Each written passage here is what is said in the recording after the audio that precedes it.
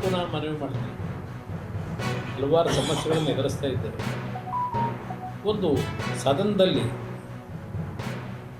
ರಾಜ್ಯದ ಸಮಸ್ಯೆಗಳಿಗೆ ಉತ್ತಮವಾದಂಥ ರೀತಿಯ ಒಂದು ಚರ್ಚೆಗಳಾಗಬೇಕು ಅನ್ನೋದು ಜನತೆ ನಿರೀಕ್ಷೆಯನ್ನು ಇಟ್ಕೊಂಡಿದ್ದೀರಿ, ಮಾಧ್ಯಮದ ಸ್ನೇಹಿತರೇ ನಿರೀಕ್ಷೆ ಇಟ್ಕೊಂಡಿದ್ದೀರಿ. ಆ ನಿಟ್ಟಿನಲ್ಲಿ ಕೆಲಸ ಮಾಡ್ಕೊಳ್ಳಿ ಅಂತಕ್ಕಂಥದ್ದನ್ನು ಎರಡೂ ಸದನದ ಎರಡೂ ಕಡೆಗೂ ನಾನು ಹೇಳಿ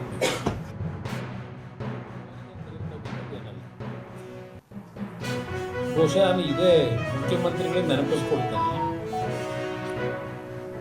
ಜೆ.ಎಚ್. ಪಟೇಲ್ ಅವರು ಮುಖ್ಯಮಂತ್ರಿಗಳು, ಇವರು ಉಪಮುಖ್ಯಮಂತ್ರಿ. 1997ರಲ್ಲಿ ಖುರ್ಷಿದ್ ಆಲಂ ಖಾನ್ ಅವರು ರಾಜ್ಯಪಾಲರಿದ್ದರು. ನಿನ್ನೆ ದಿನ ಈಗಿನ ಗೌರವಾನ್ವಿತ ರಾಜ್ಯಪಾಲರು 60 ಸೆಕೆಂಡ್ಗಳಲ್ಲಿ ಭಾಷಣವನ್ನು ಸಂಪೂರ್ಣಗೊಳಿಸಿರುವಂತಕ್ಕಂಥ ಒಂದು ವಿಷಯವನ್ನೇ ಮುಂದಿಟ್ಟುಕೊಂಡು ಅದಕ್ಕೆ ಹೆಚ್ಚಿನ ಪ್ರಾಶಸ್ತ್ಯ ಕೊಟ್ಟು ಹೊರಟಿದ್ದಾರೆ ಕಾಂಗ್ರೆಸ್ನ ಸರ್ಕಾರದಲ್ಲಿ.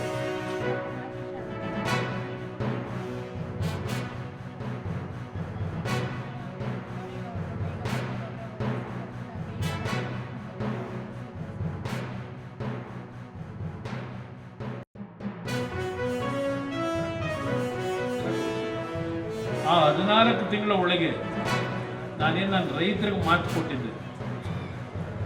ಸ್ವತಂತ್ರವಾದ ಸರ್ಕಾರ ಇಲ್ಲದೇ ಇದ್ದರು, ಸಹಕಾರ ಇಲ್ಲದೇ ಇದ್ದರು, ಅವತ್ತಿನ ಪಕ್ಷದ ಏನೋ ಒಂದು ಸರ್ಕಾರ ಮಾಡಬೇಕು ಅಂತ ಬಂದವರೇ ಅವರು. ನಾನು ರೈತರ ಸಾಲವನ್ನು ಮನ್ನಾ ಯಾಕೆ ಮಾಡಲಿಕ್ಕೆ ಸಾಧ್ಯ ಇಲ್ಲ, ಅದನ್ನು ಸಾಬೀತು ಮಾಡಬೇಕು ಅಂತ ಮನೆಗೆ ತಲೆಬಾಗಿಯನ್ನು ಸರ್ಕಾರ ಮಾಡಿದೆ. 25,000 ಕೋಟಿ ರೂಪಾಯಿಗಳನ್ನು 14 ತಿಂಗಳಲ್ಲಿ ಹೊಂದಿಸಿ ಹಲವಾರು ಕುಟುಂಬದಲ್ಲಿ 2 ಲಕ್ಷ, 3 ಲಕ್ಷ, 10 ಲಕ್ಷ ರೂಪಾಯಿಗಳವರೆಗೆ ಸಾಲ ಮನ್ನಾ ಆದಂಥ ಹಲವಾರು ಘಟನೆಗಳು ನಾನು ನೋಡಿದ್ದೇನೆ. ಹಾವೇರಿ ಜಿಲ್ಲೆಯಲ್ಲಿ ನಾವು ಸಾಲ ಮನ್ನಾ ಮಾಡಿದ ದುಡ್ಡಿನಲ್ಲಿ ಮನೆ ಕಟ್ಕೊಂಡಿರ್ತಕ್ಕಂಥದ್ದು ನನ್ನ ಗಮನಕ್ಕೆ ಬಂತು. ಅವತ್ತು ಸಾಲ ಮನ್ನಾದಲ್ಲಿ ಮಂಡ್ಯ ಜಿಲ್ಲೆ ಒಂದು ಜಿಲ್ಲೆಗೆ ಸುಮಾರು 800 ಕೋಟಿ ರೈತರ ಸಾಲ ಮನ್ನಾ ಆಗಿದೆ. 800 ಕೋಟಿ.